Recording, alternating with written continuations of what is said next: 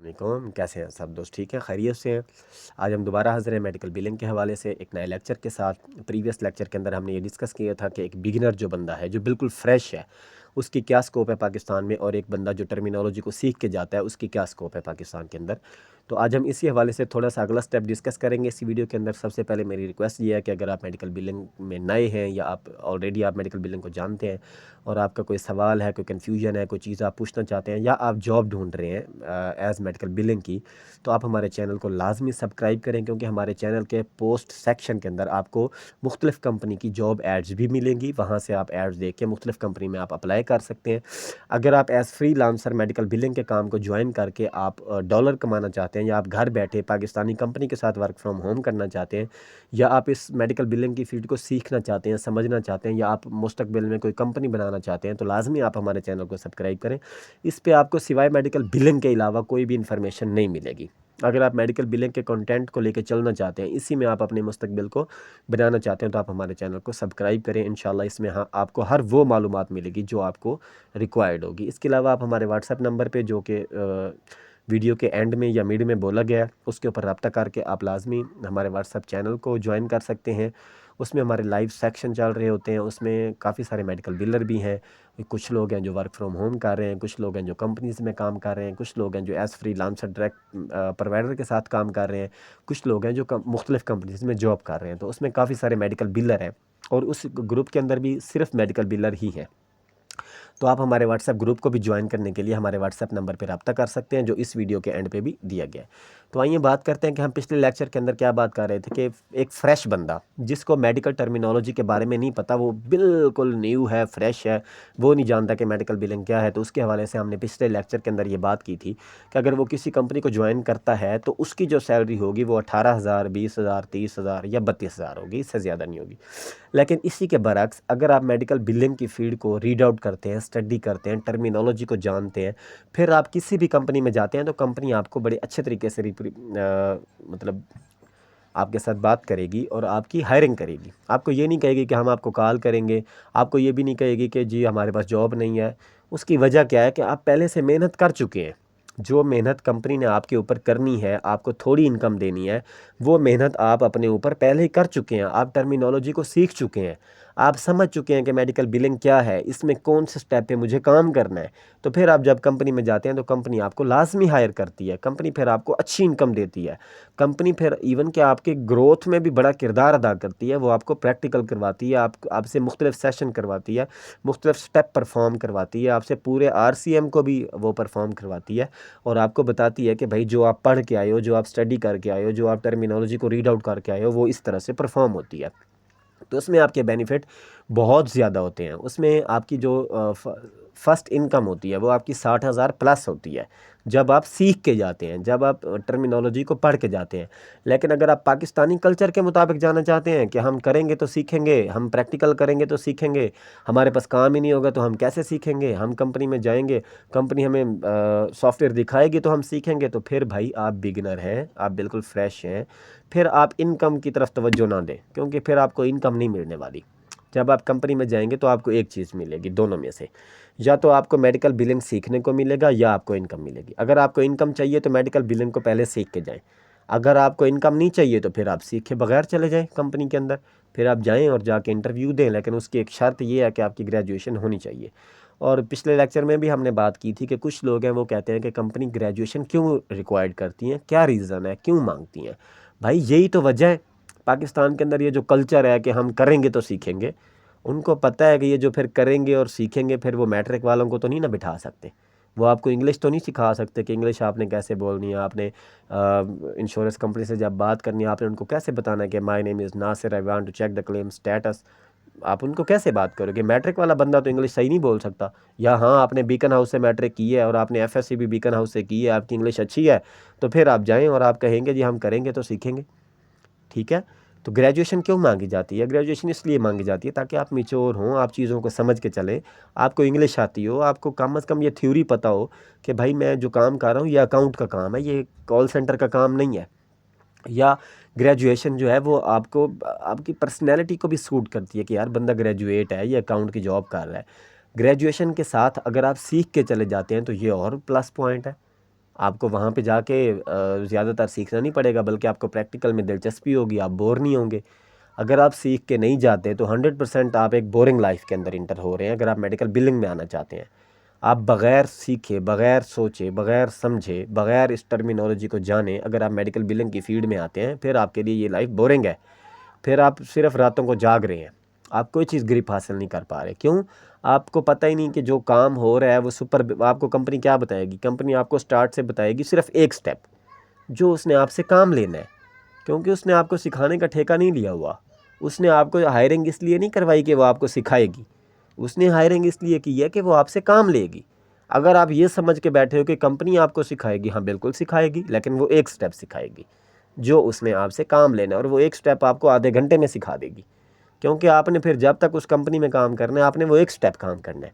اسی کے برعکس اگر آپ ٹرمینالوجی کو سمجھ کے چلے جائیں، سیکھ کے چلے جائیں، سٹیپ وائز آپ سیکھ کے چلے جاتے ہیں اور آپ کمپنی میں جاتے ہیں، پھر کمپنی آپ سے ایک سٹیپ کبھی نہیں کرواتی، پھر کمپنی آپ سے پورا ریسائیکل کرواتی ہے، آپ بور نہیں ہوتے۔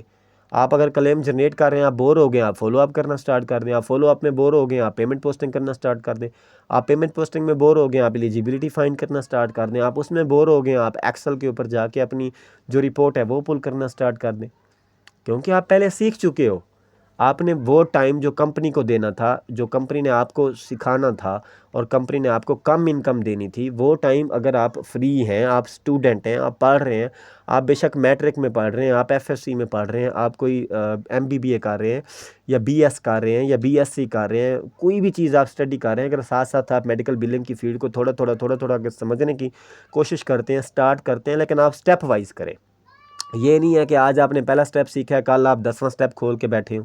ایسے نہیں، ایسے بالکل بھی نہ کریں، آپ کنفیوز ہو جائیں گے۔ آپ پہلے سٹیپ کو لے کے چلیں، پھر آپ سیکنڈ سٹیپ کو ڈھونڈیں، پھر سیکنڈ سٹیپ کو لے کے چلیں، پھر تھرڈ کو لے کے چلیں، پھر فورتھ کو لے کے چلیں، اس طرح آپ سیکھیں۔ جب اس طرح فلو کے ساتھ آپ ٹرمینالوجی کو سیکھتے ہیں تو پھر آپ کی کنفیوژن کلیئر ہو جاتی ہے۔ آپ جب کمپنی میں کام پہ بیٹھتے ہیں تو آپ کوئی ایک سٹیپ بھی سکپ نہیں کر پاتے، کیونکہ آپ کو پتہ ہوتا ہے کہ ایلیجیبلٹی فائنڈ کرنے کے بعد میں نے کلیم جنریٹ کرنا ہے۔ یہ نہیں ہے کہ آپ سیدھا فالو اپ پہ چلے جائیں گے، یہ نہیں ہے کہ کلیم بھیجا تو اس کا فالو اپ کرنے کے بجائے آپ پیمنٹ پوسٹنگ کرنے لگ جائیں گے۔ پیمنٹ آئے گی تو پیمنٹ پوسٹ کریں گے۔ تو جب آپ اس کو سٹیپ وائز سیکھنا سٹارٹ کرتے ہیں اور آپ سیکھ جاتے ہیں، آپ نوٹس بنا رہے ہوتے ہیں، آپ کمپنی میں جوائننگ کے لیے جاتے ہیں، آپ ساتھ نوٹس لے کے جاتے ہیں، آپ جا کے ان کو بتاتے ہیں بھائی میں سیکھ کے آیا ہوں، میں سمجھ کے آیا ہوں، مجھے ٹرمینالوجی کا پتہ ہے، آپ مجھ سے کوئی بھی سوال کرنا چاہیں پوچھ لیں، مجھے ڈاکومنٹ کا پتہ ہے کہ C3 کیا ہوتا ہے، W9 کیا ہوتا ہے، نو فالٹ کیا ہوتا ہے، WCB کیا ہوتا ہے، EOB کیا ہوتا ہے، AOB کیا ہوتا ہے، اور یہ ERA کیا ہوتا ہے، EDI کیا ہوتا ہے، اپیل کیا ہوتی ہے، کور لیٹر کیا ہوتا ہے، ری سبمیشن کیا ہوتی ہے۔ اگر یہ چیزیں آپ سٹیپ وائز سمجھ کے جاتے ہیں کمپنی میں تو کمپنی آپ کو گلے لگائے گی، آپ کو اچھی انکم آفر کروائے گی، آپ کو اچھی پوزیشن پہ بٹھائے گی، آپ لیڈ فرنٹ سے کر رہے ہوں گے، آپ کو بیک اینڈ پہ نہیں بٹھائے گی۔ جب آپ بالکل فریش چلے جاتے ہیں اور اس مینٹیلٹی کے ساتھ چلے جاتے ہیں کہ ہم کریں گے تو سیکھیں گے، پھر کمپنی آپ کو بیک اینڈ پہ بٹھاتی ہے، پھر فرنٹ اینڈ پہ آنے پہ آپ کے لیے 5 سال لگ جاتے ہیں آپ کو، اور 5 سال بعد بھی آپ کی کوئی خاص انکم نہیں ہوتی۔ جب آپ کمپنی جمپ کرتے ہیں تو آپ کو پتہ چلتا ہے کہ جو آپ پچھلے کمپنی میں سٹیپ کر رہے تھے، اگلی کمپنی نے بھی آپ کو وہیں پہ بٹھایا ہے، کیونکہ وہ آپ کو کوئی نئی چیز کیوں سکھائے۔ آپ جب آئی ایز ایکسپیرینس اس ایک سٹیپ کے لیے رہے ہیں، فرض کریں آپ ایک کام PRG میں آپ کام کر رہے ہیں، PRG میں آپ ایلیجیبلٹی فائنڈ کر رہے ہیں، ٹھیک ہے۔ اب آپ چاہتے ہیں کہ آپ کمپنی کو جمپ کریں تاکہ آپ کی انکم اچھی ہو جائے۔ اب آپ MTBC میں اپلائی کر دیتے ہیں، آپ سے وہ پوچھتے ہیں کہ آپ کی سکل کیا ہے، جی میری سکل ہے کہ میں ایلیجیبلٹی فائنڈ کر لیتا ہوں۔ تو اگر آپ سکل کی بنیاد پہ ہائرنگ دے رہے ہیں وہاں پہ تو کمپنی تو آپ سے ایلیجیبلٹی ہی فائنڈ کروائے گی، کیونکہ اسی کی بنیاد پہ تو آپ کی سیلری بڑھ رہی ہے کہ آپ کو وہ سٹیپ آتا ہے۔ اگر آپ ان کو یہ کہتے ہیں کہ جی میں نے پچھلی کمپنی میں ایلیجیبلٹی فائنڈ کی، اب میں اس سے اگلے یا پچھلے سٹیپ پہ کام کرنا چاہتا ہوں، پھر تو آپ ان کے لیے فریش ہے، کیونکہ آپ نے اس سٹیپ پہ کام ہی نہیں کیا ہوا جو کمپنی آپ کو بتانے والی ہے یا جو کمپنی آپ سے لینے والی ہے، پھر آپ کی انکم نہیں بڑھے گی۔ کیوں؟ آپ اس سٹیپ پہ جا رہے ہو جو سٹیپ آپ کو آتا ہے۔ اگر یہی سٹیپ آپ نیکسٹ کمپنی میں کرتے ہو تو آپ کی انکم بڑھے گی، اسٹڈی نہیں بڑھے گی، گروتھ نہیں ہوگی، صرف انکم گروتھ ہوگی۔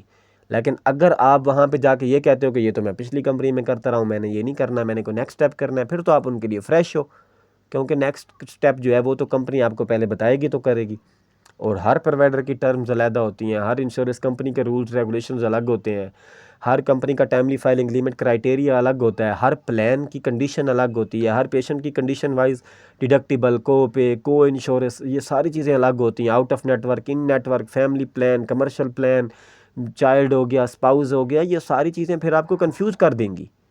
جب آپ پراپر ایک ٹرمینالوجی کو سیکھ کے جائیں گے، آپ سٹیپ وائز میڈیکل بلنگ کو سمجھ کے جائیں گے تو گروتھ ہے۔ آپ فریش جاتے ہیں، کچھ بھی سیکھ کے نہیں جاتے، آپ کی انکم ہے 20 سے 25,000 روپے، 30,000 روپے، 32,000 روپے، اس سے زیادہ نہیں ہے، لیکن اس چیز کو جب آپ سمجھ کے جاتے ہیں، اسٹڈی کر کے جاتے ہیں، آپ سیکھ کے جاتے ہیں، آپ کے پاس نوٹس ہیں، آپ نے ٹرمینالوجی کو سمجھ لیا، تو پھر آپ کسی بھی کمپنی میں چلے جاتے ہیں تو آپ کی سیلری لگتی ہے 60,000 70,000، کیونکہ کمپنی آپ کو ویلیویبل کرتی ہے، کمپنی سمجھتی ہے کہ بھائی بندہ کام کا ہے، بندہ سیکھ کے آیا ہوا ہے، بندہ سمجھ کے آیا ہوا ہے، بندہ ٹرمینالوجی جانتا ہے، بندہ ہمارے کام کا ہے، یہ ہماری ٹیم کو فرنٹ سے لیڈ کر سکتا ہے۔ بیک اینڈ سے لیڈ کرنے کے لیے تو کمپنی کو آپ کی ضرورت ہے ہی نہیں، کمپنی کے پاس تو ہزاروں آپشنز ہیں، کمپنی تو میٹرک والے کو بھی بٹھا سکتی ہے بیک اینڈ پہ، اگر کمپنی نے پیمنٹ پوسٹنگ کروانی ہے، ایلیجیبلٹی فائنڈ کروانی ہے، کلیم جنریٹ کروانا ہے، ڈیموگرافک انٹر کروانے ہیں، یا اس نے کوئی مطلب بیچ والا کوئی سٹیپ کروانا ہے جیسے کہ کلیئرنگ ہاؤس پہ ریجیکشن چیک کر لی، تو یہ تو وہ میٹرک والے سے بھی کروا سکتے ہیں۔ پھر آپ کی اسٹڈی کا تو کوئی فائدہ نہیں۔ اسٹڈی کا فائدہ کب ہے؟ جب آپ ٹرمینالوجی کو سیکھ کے سمجھ کے جاتے ہیں، پھر کمپنی آپ کو کہاں پہ بٹھاتی ہے؟ فرنٹ لیڈ پہ بٹھاتی ہے۔ پھر آپ کیا سیکھتے ہیں؟ پھر آپ پورا RCM جو ریسائیکل ہے اس کو پرفارم کرتے ہیں، پھر آپ سمجھتے ہیں کہ جو میں نے اسٹڈی کیا تھا اب میں اس کو پرفارم کر رہا ہوں۔ دیکھیں، اگر آپ یہ سمجھتے ہیں کہ بغیر اسٹڈی کیے آپ فیلڈ میں کود جائیں گے، پھر آپ کو یہ تعلیم حاصل کرنے کی ضرورت ہی کیا تھی؟ آپ نہ تعلیم حاصل کرتے، آپ جیسے پیدا ہوئے ہیں 10 سال کے ہوئے ہیں کسی فیلڈ میں کود جاتے، آپ کہتے کہ بھائی میں نائی بننا ہے، میں نے بس کرنا ہے تو سیکھنا ہے، آپ مکینک بن جاتے، کہتے میں نے کرنا ہے تو سیکھنا ہے۔ لوگ پھر انجینئر، ڈاکٹر کیوں پہلے پڑھ کے بعد میں بنتے ہیں؟ کیونکہ ان کو پتہ ہے کہ جب ہم اسٹڈی کریں گے تو ہم ایک پروفیشنل مطلب ایک پروفیشنل اور اسپیشل کیٹیگری کو چوز کریں گے۔ ان کو پتہ ہے کہ جب ہم اسٹڈی کر کے جائیں گے، ہم اگر میٹرک کے بعد ہم کیا ہوتا ہے، ہم اپنے لیے ایک فیصلہ کرتے ہیں کہ ہم سائنس رکھیں یا آرٹس رکھیں یا ہم کمپیوٹر رکھیں۔ کیوں کرتے ہیں؟ اگر اسٹڈی اتنی امپورٹنٹ نہیں ہے، اگر ٹرمینالوجی کو جاننا اتنا امپورٹنٹ نہیں ہے، تو آپ میٹرک کے بعد جائیں پھر سیدھا ڈاکٹر بن جائیں۔ آپ ڈاکٹر کو بولیں بھائی میں نے تو اسٹڈی نہیں کرنی، میں تو کروں گا تو سیکھوں گا۔ آپ انجینئر کے پاس چلے جائیں میٹرک کے بعد، آپ اس کو بولیں نہیں جی میں نے تو اسٹڈی نہیں کرنی کیونکہ بعد میں کرنا تو کام ہی ہے، تو آپ مجھے کام سکھا دیں۔ دیکھیں، جب آپ ایک پروفیشنل فیلڈ کے اندر آنا چاہتے ہیں، میڈیکل بلنگ ایک پروفیشنل فیلڈ ہے، اگر آپ اس کے ساتھ اس کے اندر آنا چاہتے ہیں تو اسٹڈی آپ کے لیے مسٹ ہے، اور گریجویشن بھی مسٹ ہے۔ اگر آپ یہ سمجھتے ہیں کہ گریجویشن مانگنے کا کوئی تکا نہیں ہے تو آپ نے میٹرک کیوں کی ہے؟ آپ چلے جائیں پھر اپنی فیلڈ میں جا کے ڈاکٹر بن جائیں، آپ ان کو بولیں نہیں جی میں تو کروں گا تو سیکھوں گا۔ آپ انجینئر بن جائیں، کوالٹی مینیجر بن جائیں، آپ کسی بھی فیلڈ میں جانا چاہ رہے ہیں تو آپ جائیں، پھر ان کو بولیں جی میں نے اسٹڈی نہیں کرنی کیونکہ بعد میں نے کرنا تو کام ہی ہے، تو میں ابھی سے پریکٹس شروع کر دوں۔ دیکھیں، اسٹڈی آپ کو اویئرنیس دیتی ہے، اسٹڈی آپ کو ٹرمینالوجی سکھاتی ہے، اسٹڈی آپ کے لیے نئے دروازے کھولتی ہے، اسٹڈی جو ہے یہ آپ کی سوچنے سمجھنے کی صلاحیت کو ایکسپلور کرتی ہے، تو اس لیے اسٹڈی ضروری ہے۔ گریجویشن بھی اس لیے ضروری ہے کہ آپ کو انگلش آتی ہو۔ اب ایک امریکن ایکسینٹ میں بندہ بول رہا ہے، آپ میٹرک والے ہو، آپ کو کیسے سمجھ آئے گی کہ وہ کیا بول رہا ہے؟ کیونکہ آپ کو خود زبان نہیں آتی۔ اب میرے سامنے ایک بندہ بیٹھ کے عربی بول رہا ہے، فارسی بول رہا ہے، مجھے کیا پتہ وہ کیا بول رہا ہے؟ کیونکہ میں تو نہیں جانتا۔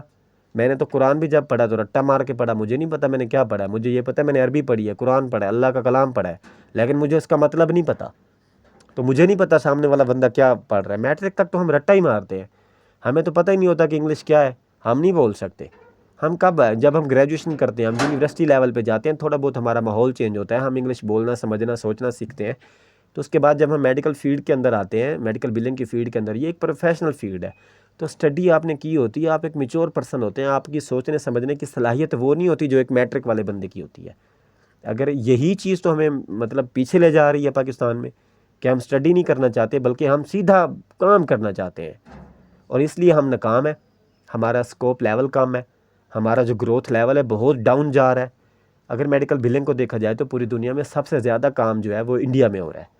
انڈیا میں ایسا نہیں ہے کہ بس وہ بگنر بندے کو آگے بٹھا دیتے ہیں، چلو جی آپ شروع ہو جاؤ، وہ پہلے سمجھاتے ہیں، سکھاتے ہیں، بتاتے ہیں، ان کے انسٹیٹیوٹ ہیں، ان کے گورنمنٹ لیول پہ انسٹیٹیوٹ بنے ہوئے ہیں۔ اب پاکستان میں گورنمنٹ لیول پہ اس چیز کو نہیں سمجھا جا رہا، تو بہتر یہ ہے کہ آپ اس فیلڈ کو سمجھیں، پھر اس فیلڈ کے اندر آئیں، اس کی ٹرمینالوجی کو سمجھیں، سیکھیں، پھر اس فیلڈ کے اندر آئیں۔ ٹھیک ہے انشاءاللہ اگر آپ اس چیز کو لے کے چلنا چاہتے ہیں تو ہمارا جو واٹس ایپ نمبر ہے وہ ہے 0301-0925. ہمارے واٹس ایپ نمبر پہ رابطہ کر کے آپ پوچھ سکتے ہیں. اگر آپ کو کوئی کنفیوژن ہے، کوئی سوال کرنا چاہتے ہیں، کسی بھی چیز کے بارے میں آپ پوچھنا چاہتے ہیں تو آپ پوچھ سکتے ہیں.